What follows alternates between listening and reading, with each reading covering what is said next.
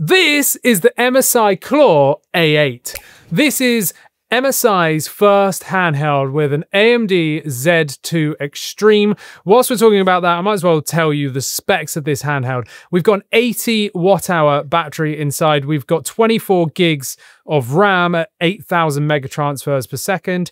We do have a terabyte 2280 slot. Yes, this actually has a 2280 slot, so you can use full-size SSDs in here. We've got Hall effect joysticks, which is absolutely wicked. Got Hall effect triggers as well. It's also got Wi-Fi 7, which is really cool because not very many actually have Wi-Fi 7. A lot of them use 6E, so I was really happy to see Wi-Fi 7 on here. And of course, look at that screen. We've got an 8-inch IPS 120 Hertz VRR panel just here. And wow, is it amazing. I am so used to 7-inch screens and I think they're fine. 7-inch is okay, but 8-inch is the sweet spot, and it really, really is. And this isn't just a normal 8-inch screen. This is actually 16:10, so the aspect ratio is actually larger, so you get more screen real estate, right? There is a little bit of a caveat there, though, and I'll just say this right now, is that on some games, not all games support 16:10 aspect ratio.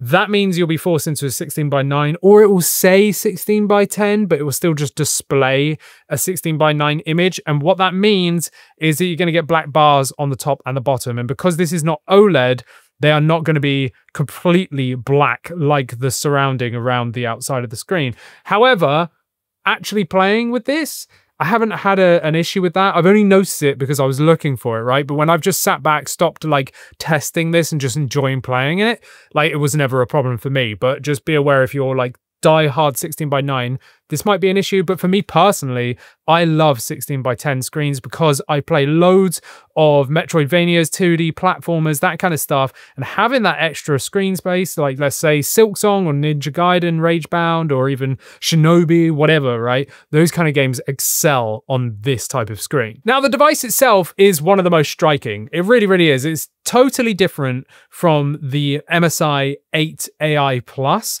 in terms of aesthetics, as well as like complete body shape and design, right? This thing is very aggressive gamer, which MSI like to do. They're very much aggressive gamer design, and I love it.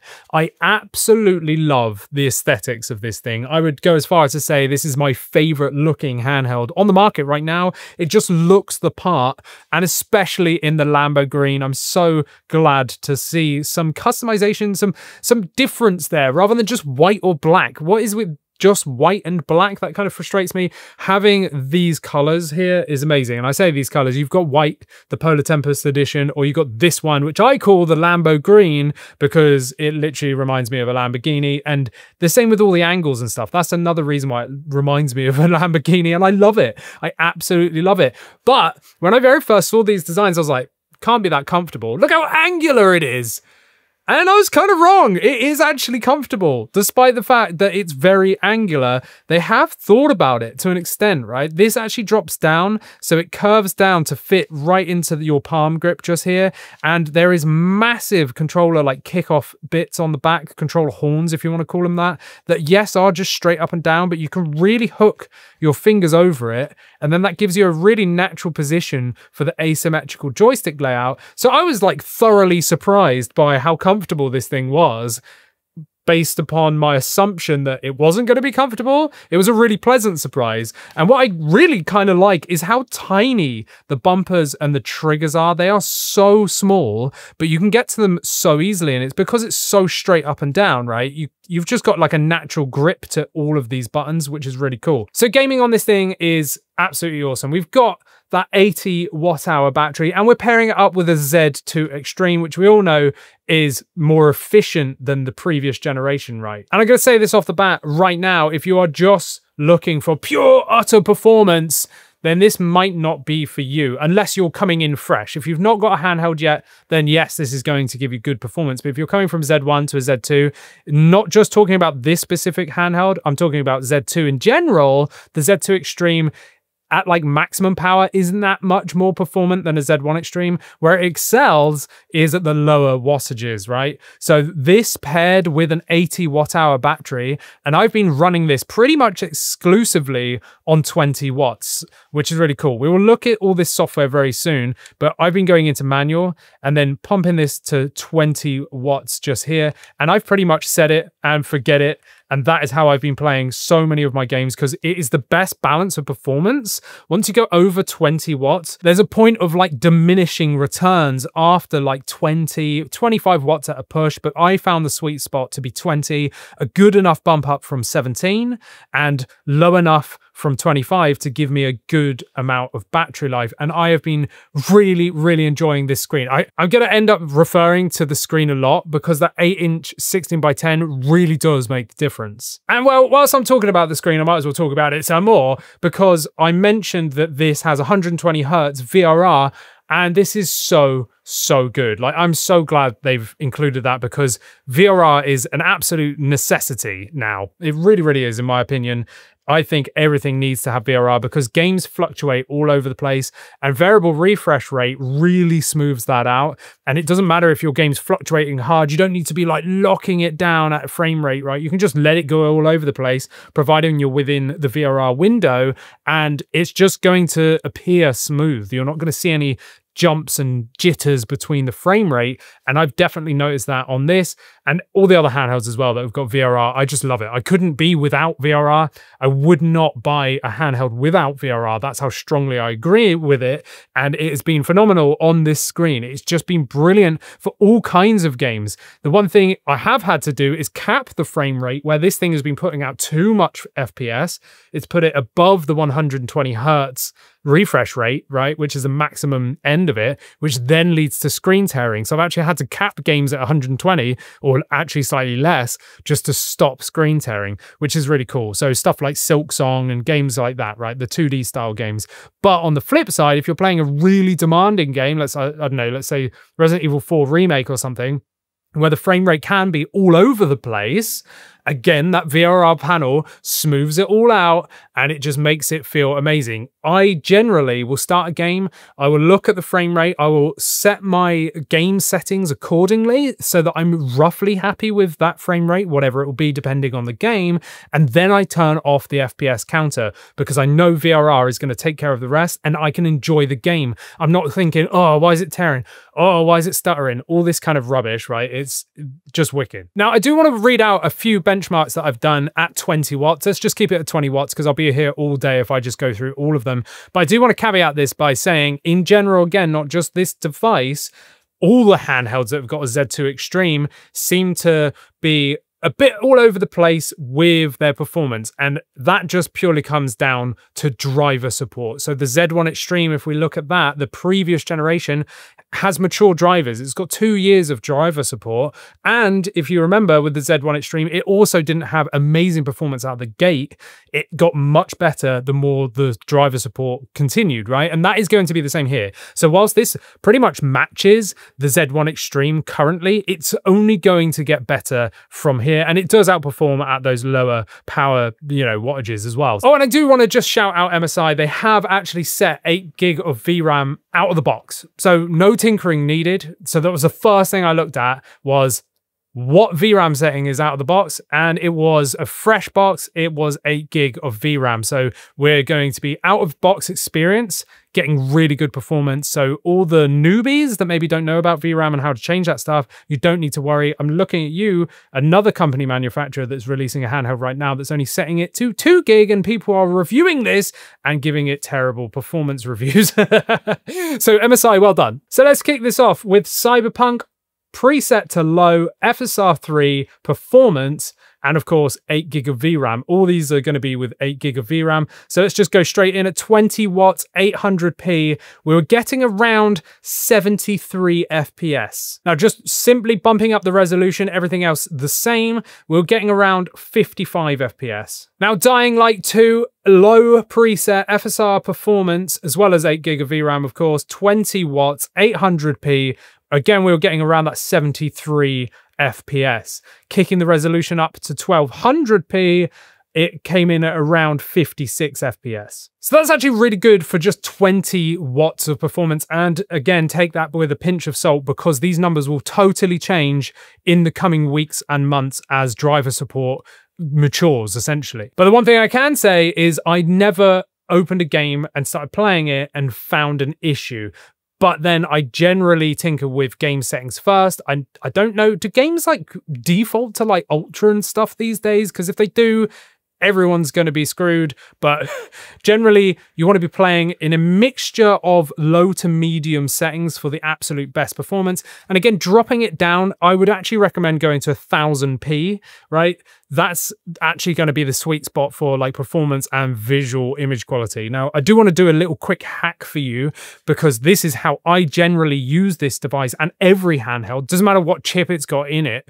I set my games to 720p or 800p, and then I actually use AMD's RIS, so Radeon Image Sharpening, and crank it to like 50 plus, 50 to 75%.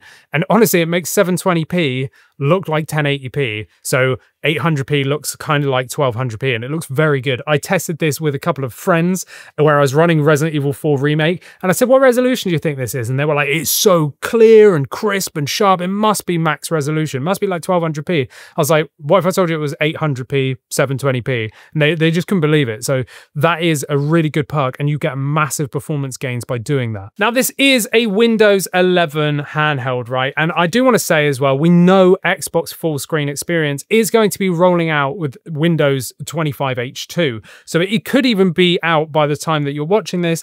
I have kept this stock because this is how it currently sells here in the UK. I know this is not available in America just yet, but here in the UK, I could go to the shop and buy this right now. So I just wanted to experience this how everyone would be experiencing it without the Vive Tool hacks and stuff to get Xbox full screen experience working. However, I do want to say, I really, really like the way that MSI have set up their buttons as to how their like quick menu works, because it is properly set up, ready for Xbox full screen experience. And that is because they have integrated MSI quick settings into Game Bar. Now, these guys, I believe, were the first to do this, like natively integrate into Game Bar, right? And it is brilliant. So all we have to do is actually click this button on the right. So let's just quickly go over the buttons. We've got, I don't know what they're called these days, but I'm going to call that select and then start up there. And then underneath, we've got the quick settings on the right-hand side. And then we've got the MSI Centre M on the left-hand side. Now, that's one of my little gripes with this, is I kind of wish it was the other way round.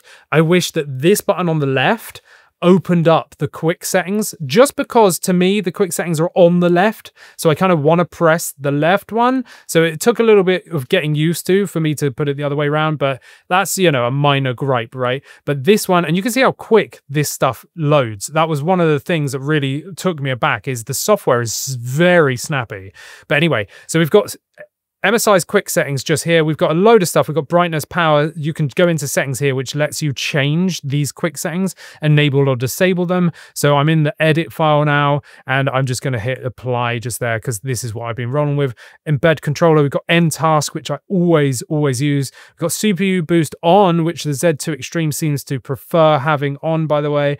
We've got the real-time monitor just there. We've got keyboard Copilot, which is straight up there as well. We've got FPS limiter, the control mode, and manual, or actually, sorry, user scenario, which is actually where your TDP is. So you've got the AI engine, endurance, and then manual. And I've pretty much just set it and forget it on manual at 20 watts with the lowest of the other two sliders down, because they are just boost speeds. So I actually just want them as low as possible, right? So this is really cool. And then I can just go across in my game bar as always, right? Which I really, really like. And this is the thing I was getting at, where this is fully set up, ready for Xbox full screen experience, because this is just an Xbox button, right? If I press and hold this, it comes up with the desktop switcher. So the Alt tab just here is amazing, because what that's going to do is in Xbox full screen experience, it's going to let you go through that carousel. And this is already like programmed ready for that. So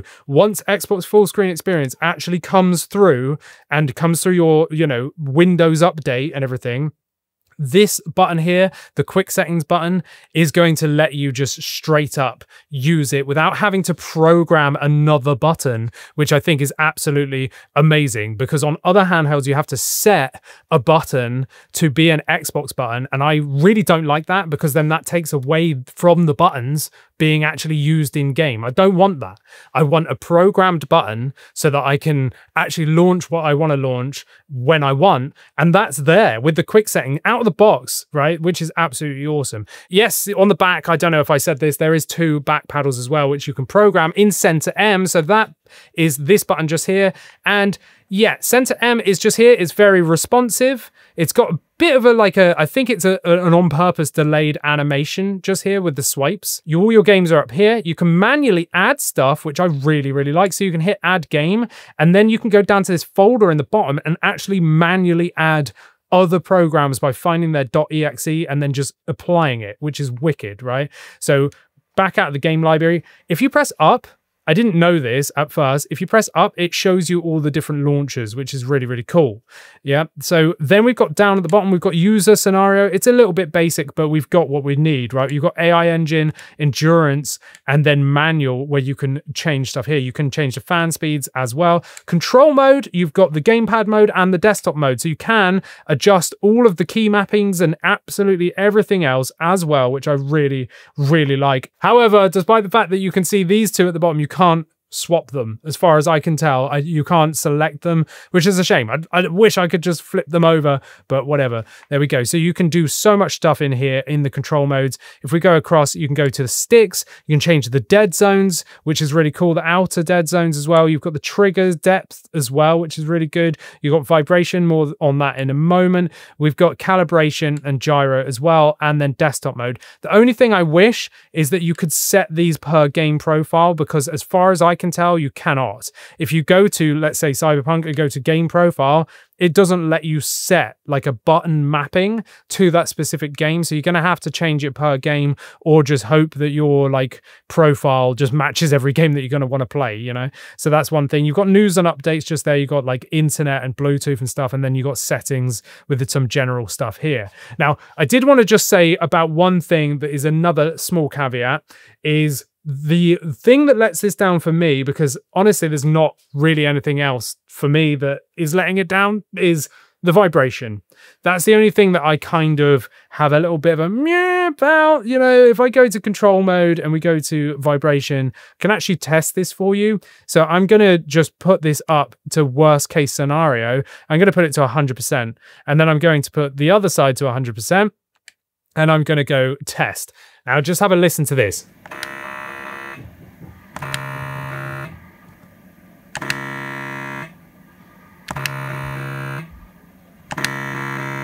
So, yeah, I mean, it just seems a little bit out of place. Now, I've actually turned one side off and then the other side off. It seems a bit out of sync to me. Like the left side on my unit seems to be more aggressive, and it just sounds a little bit rattly. I don't know, that's the only place that it lets me down here. And at default, 50% is still quite intense. It's just not as refined as I would have liked it to be and what I was kind of expecting from it.